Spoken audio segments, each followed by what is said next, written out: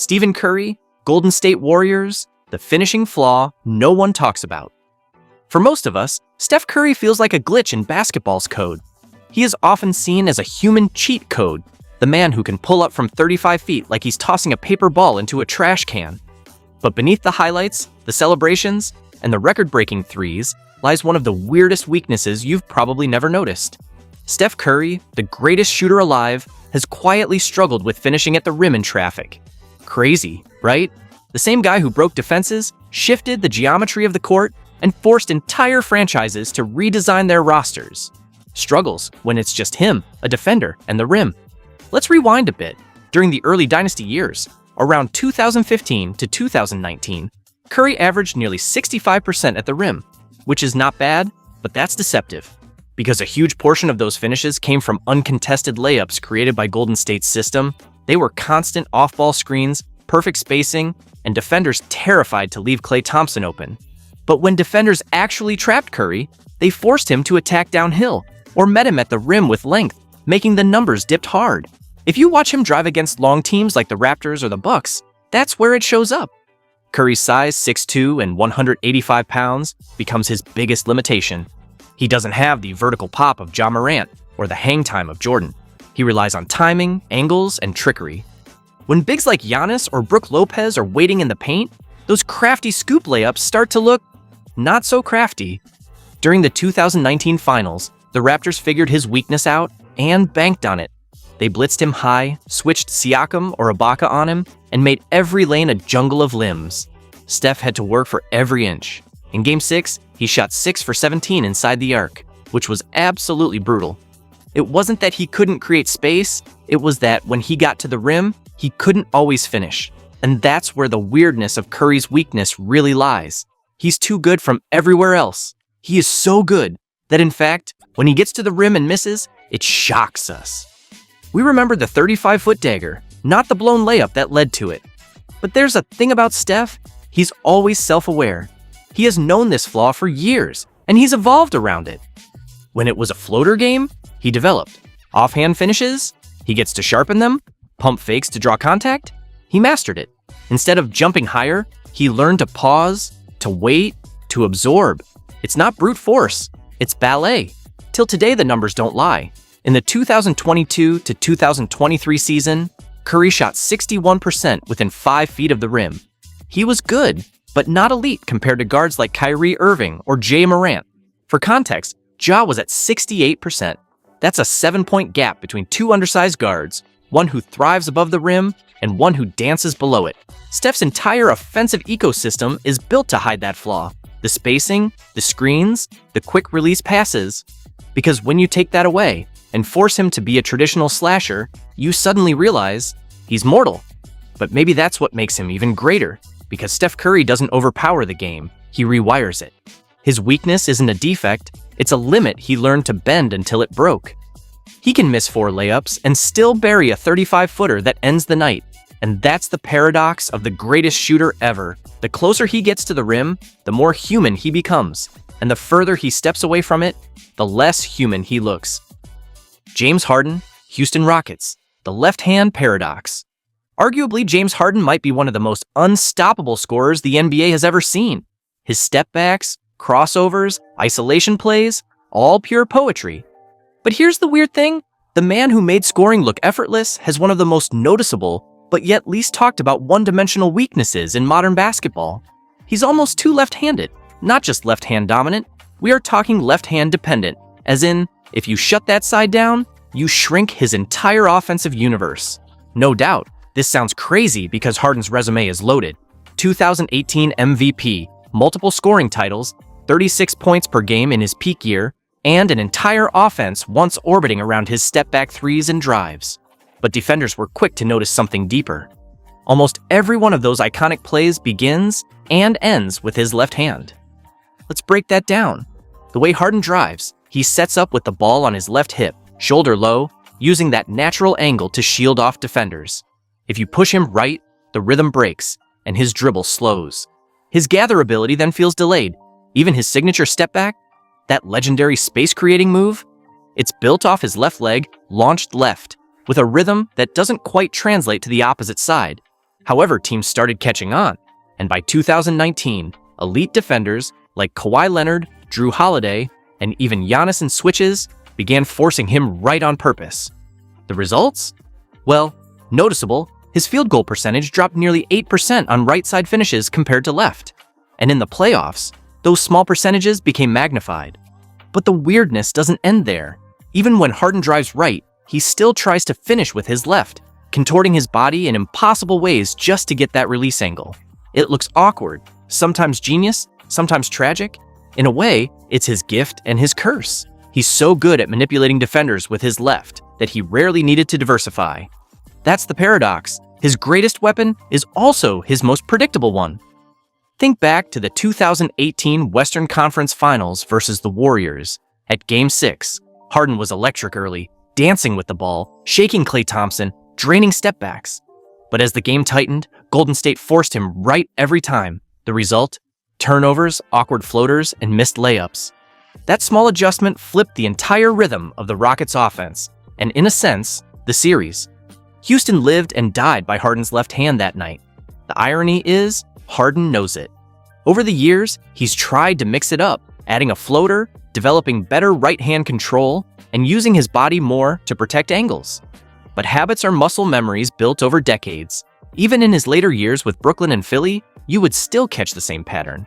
That soft gather to the left, the lean, the swing through, the whistle.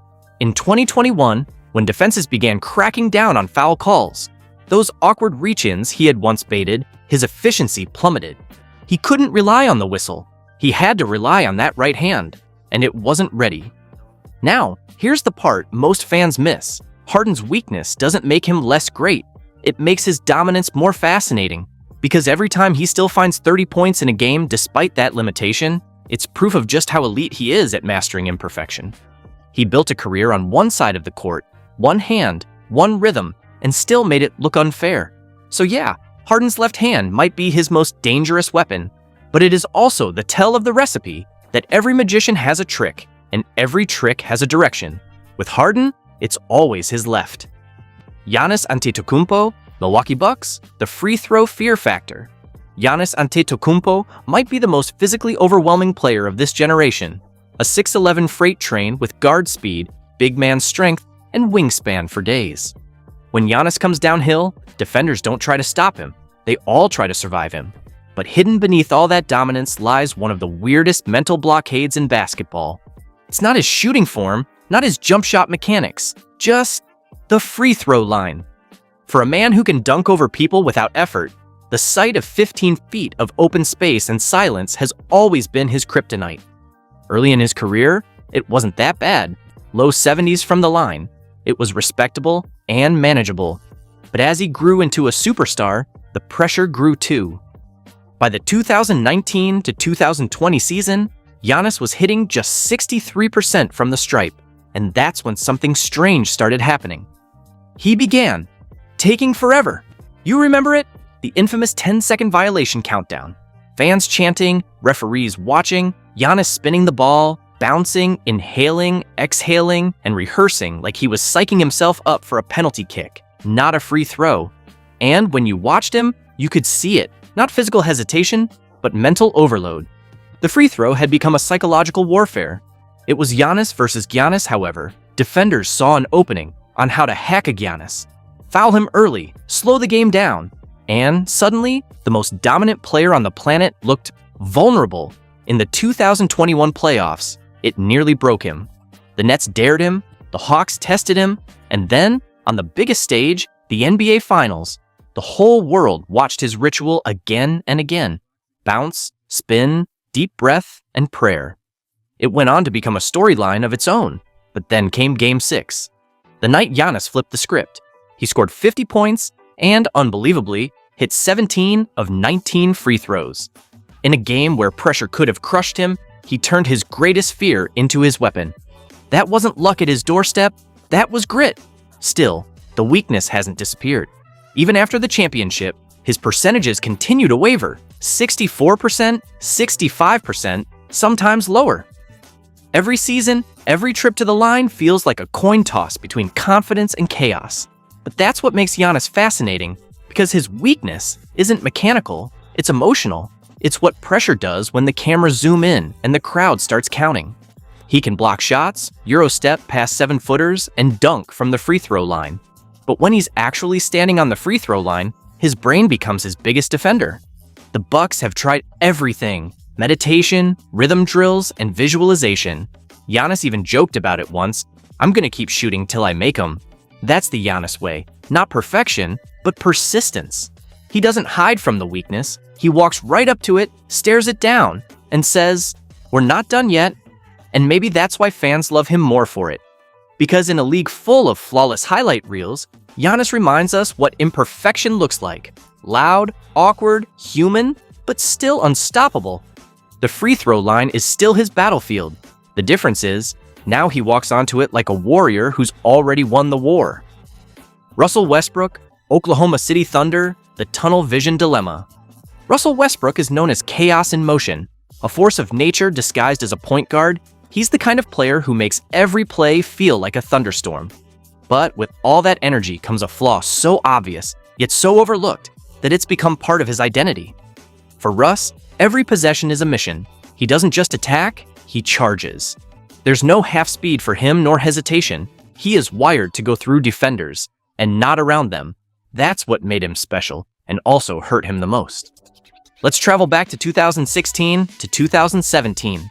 During his MVP season, he averaged a triple-double, 31.6 points, 10.7 rebounds, and 10.4 assists, which was totally unreal. He was literally the engine of the Oklahoma City Thunder, playing like a man avenging every loss, every doubter, every whisper that said he couldn't win without Durant. But if you look closely, the flaw was already there. When games got tight and defenses closed in, Russ didn't read the floor. All he simply did was declare war on it. Fast forward to the 2017 playoffs, Game 5 versus the Houston Rockets. Westbrook dropped 47 points, 11 rebounds, and 9 assists. They were insane numbers, but shot 15 for 34 from the field and took 11 shots in the fourth quarter alone. Every possession felt like a solo act.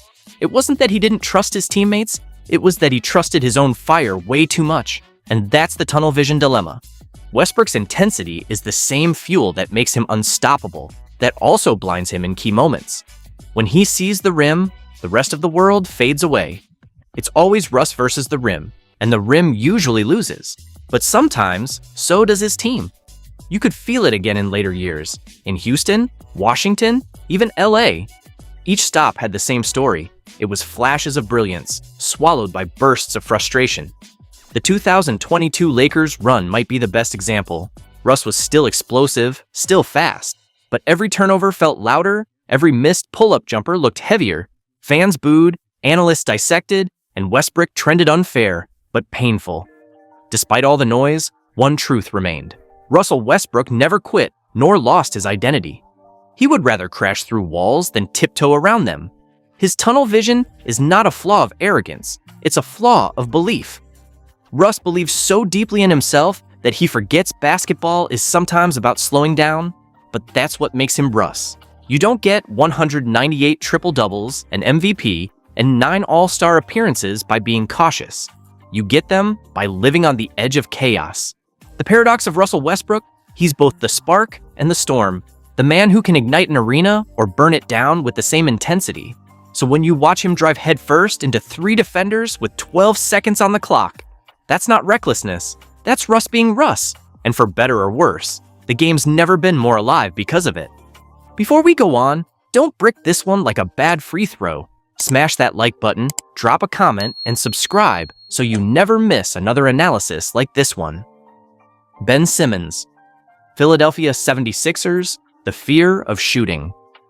Ben Simmons might be the strangest basketball paradox of this generation. He's a 6'10" point guard with the passing vision of Magic Johnson, the defensive instincts of Draymond Green, and the athleticism to dunk on anyone, but he's terrified of the one thing that defines the modern NBA: shooting. When Simmons entered the league in 2016, fans thought they were witnessing the evolution of the position. A floor general in a power forward's body, he could grab a rebound, push the break, and thread impossible passes in motion. He was simply basketball poetry and fast forward. By 2018, he was Rookie of the Year, averaging 15.8 points, 8.1 rebounds, and 8.2 assists. But behind those numbers, something wasn't right, and the defenders were the first to notice.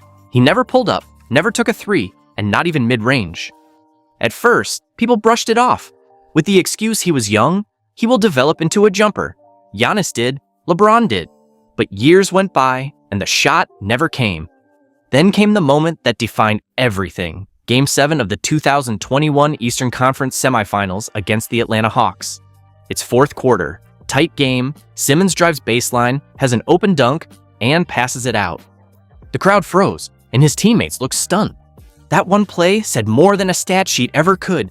Ben Simmons wasn't just struggling with form, he was afraid to shoot, and that fear changed everything. From that single moment, his confidence unraveled in real time. Philly fans booed, the media swarmed, even his teammates' frustration started to show. Doc Rivers' post-game quote didn't help either. "I don't know if Ben can be the point guard of a championship team." It was a knife through trust. Simmons skipped Team Australia, skipped training camp, got fined, got traded. By the time he reached Brooklyn, he wasn't the same player. The swagger was gone. The smile was gone. The point forward of the future Haas became a ghost of his former self, haunted by the rim he never attacked. But here's what makes it fascinating. Ben's weakness isn't physical, it's psychological. He's proof that basketball isn't just muscle and motion, it's mind. Confidence is a stat you can't track, but once it dips, it affects everything. Defense, passing, energy, and identity. It's almost poetic. The man who made everyone else better couldn't fix himself. Still, there's hope, because if there's one thing about the NBA, it's that narratives evolve. Ben's still young, still elite defensively, and still capable of a comeback story if he ever finds peace with the jump shot. He doesn't need to be Steph Curry, he just needs to try. And maybe that's what makes his weakness so human. LeBron James, Los Angeles Lakers, the kryptonite within greatness. LeBron James is the closest thing basketball has ever seen to perfection. A 6'90", 250-pound freight train with the vision of a point guard, the power of a center, and the IQ of a coach. For 2 decades, he's rewritten what it means to be great. 4 MVPs, 4 championships, 19 All-Star selections.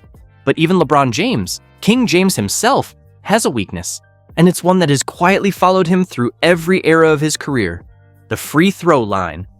It's almost ironic for a man who has made the impossible look routine. The chase down blocks, the buzzer beaters, the 40-point playoff nights. Something as simple as a 15-foot shot has been his one lingering flaw. Back in 2003, when LeBron entered the league as the chosen one, the hype was biblical.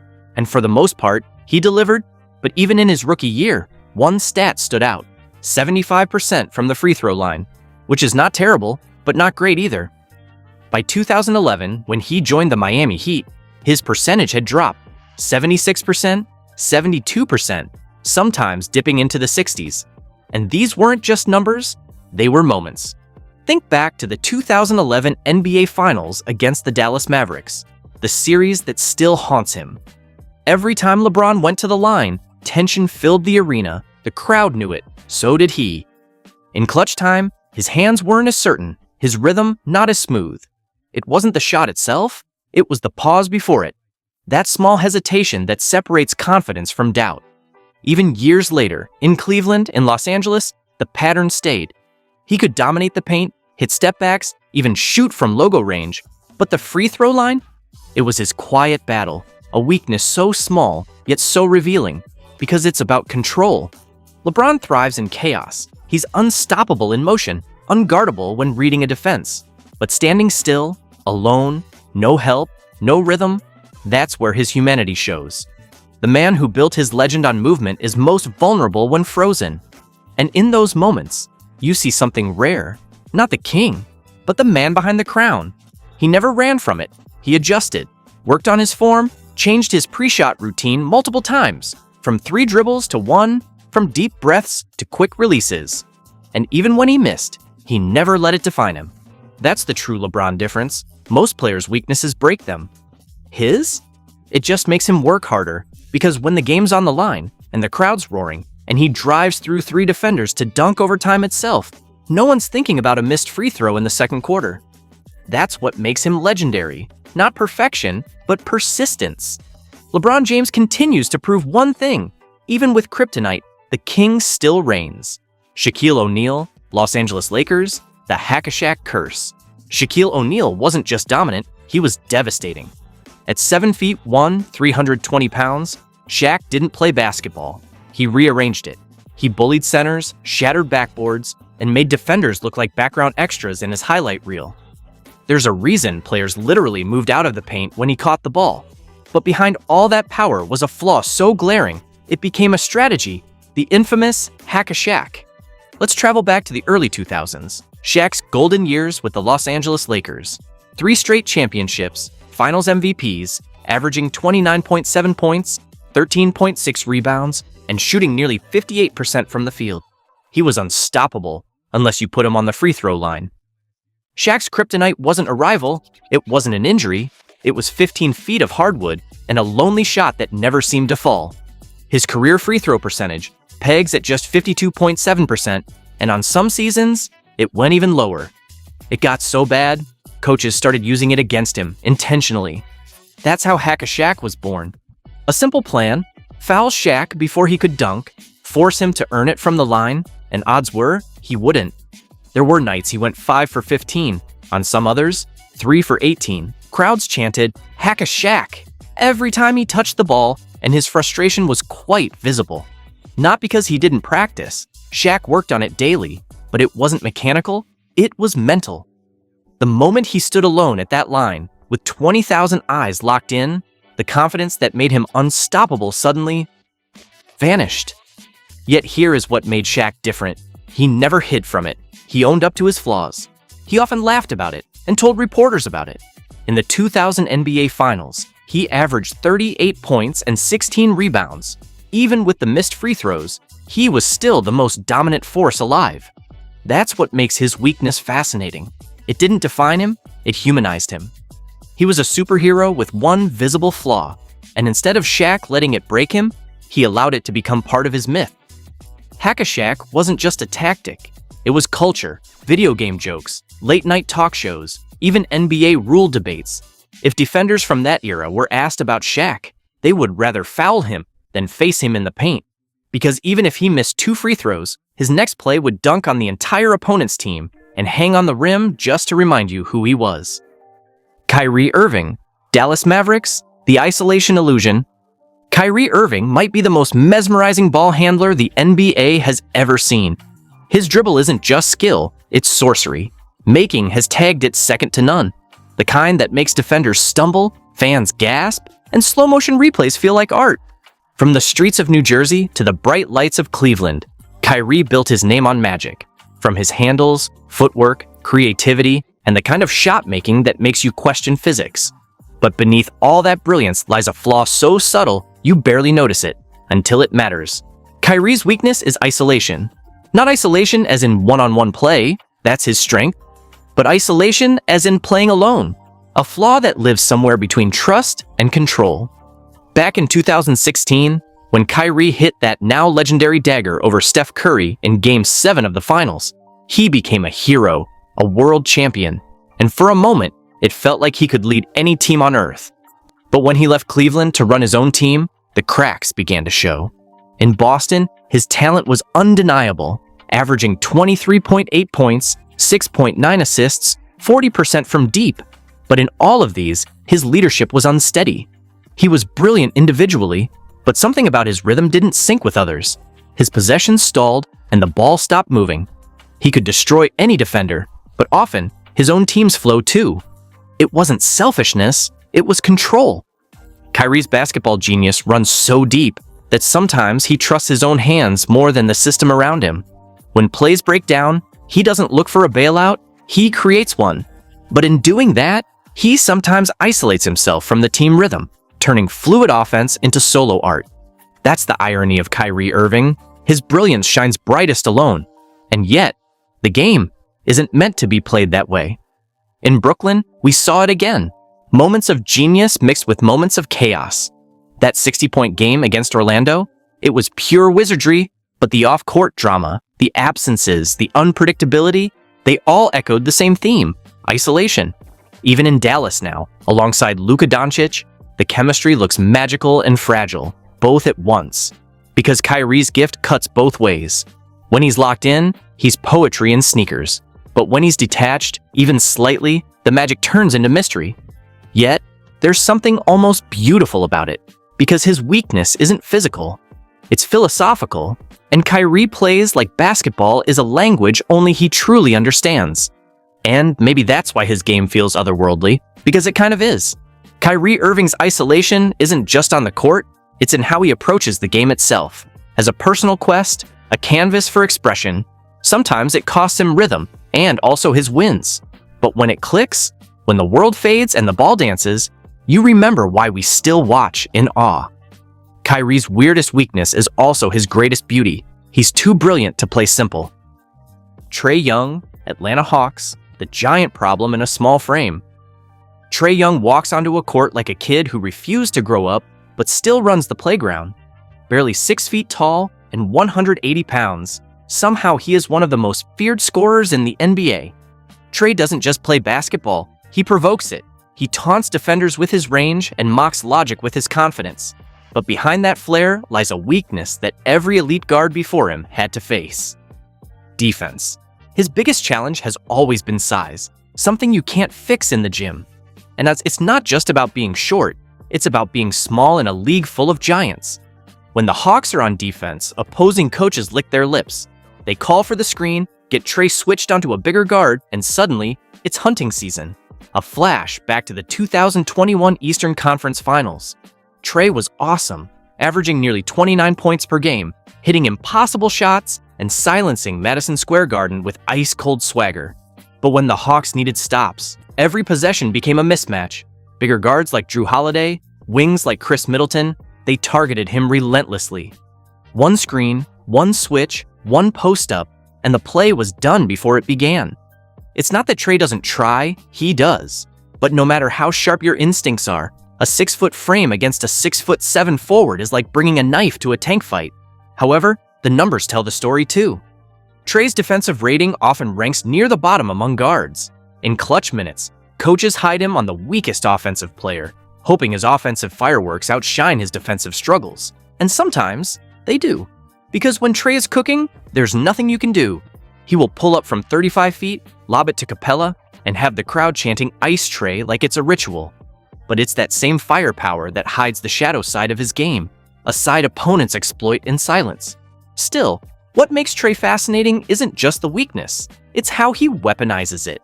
He knows he's small, so he speeds the game up. He knows he can't stop everyone, so he makes them chase him instead. He forces switches, controls tempo, and wears down bigger players with his constant motion. It's chess disguised as chaos. Trae's defense will always be his kryptonite, but it's also what fuels his defiance. Every deep three he takes, every floater over a 7-footer, is him telling the league, "Yeah, I know I'm small. Now stop me." Because that's the paradox of Trae Young. His weakness is physical, but his power is psychological. He can't block you, he can't body you, but he will outthink, outshoot, and outswag you every night of the week. Nikola Jokić, Denver Nuggets, the defensive genius who hates defense. Nikola Jokić. Basketball prowess is written in slow motion, a 7-foot magician with the body of a bouncer and the mind of a chess grandmaster. He's the kind of player who doesn't jump high, doesn't run fast, but still bends the game around him like gravity itself. 2-time MVP, Finals MVP, a walking triple-double. And yet, if there's one thing that's always whispered about the Joker, it's that defense isn't his favorite side of the court. Now, let's be clear, Jokić is no slouch. He reads plays before they happen, predicts passes like a psychic, and positions himself where most bigs can't even think fast enough to move. But the problem isn't his brain, it's his body. For all his brilliance, Jokić isn't built for speed. When guards slice through the lane, he can't always rotate fast enough to challenge, and when teams run high pick and rolls, they pull him out of his comfort zone, away from the rim, into space, where his footwork looks less like ballet and more like heavy machinery turning on gravel. In the 2021 playoffs against the Suns, Chris Paul and Devin Booker exploited it like an art form. Every screen, every switch, every hesitation, they dragged Jokić out, watched him sink back, and then feasted in the mid-range. He looked human, almost tired of chasing ghosts. And that's the irony. Because what makes him weak defensively is the same thing that makes him brilliant offensively: patience. Jokić never rushes, never panics. But on defense, that calm can turn into hesitation, and in the NBA, a half-second late is a bucket. Still, the Joker has his tricks. He may not block your shot, but he'll intercept the angle. He will clog passing lanes, strip big men from behind, and use his size to box out like it's a physical equation. He's not a rim protector. He's a rhythm disruptor. He doesn't chase the ball, he anticipates it. Before the Nuggets' 2023 championship run, many doubted if Jokic's defense could survive the playoff heat. But he proved something deeper. You don't need to be fast when you're smart enough to make others slow down. Against the Lakers, against Miami, he turned every possession into a puzzle, forcing teams to think twice before attacking. The result? A Finals MVP and a shift in how we define defense. Because Jokić doesn't defend with speed, he defends with understanding. He knows where you're going before you do. His defensive flaws remain his only real weakness. He's not blocking shots like Embiid. He's not switching on guards like Bam. But he doesn't need to. He isn't built for highlights, but for control. His defense may not scare players, but his presence does. Because once you think you have found a weakness in the Joker's game, you realize he's already 2 plays ahead, and the punchline is always the same. You lose. Nikola Jokić, the man who can't jump, can't run, but somehow can't be stopped. And that's the thing about greatness. It's never flawless. Every superstar, no matter how dominant, hides a weakness somewhere in the shadows. Because in the end, it's those flaws that make the game human, that make it beautiful. So, which of these weaknesses surprised you the most? Or better yet, which player's flaw do you think hurts their legacy the most?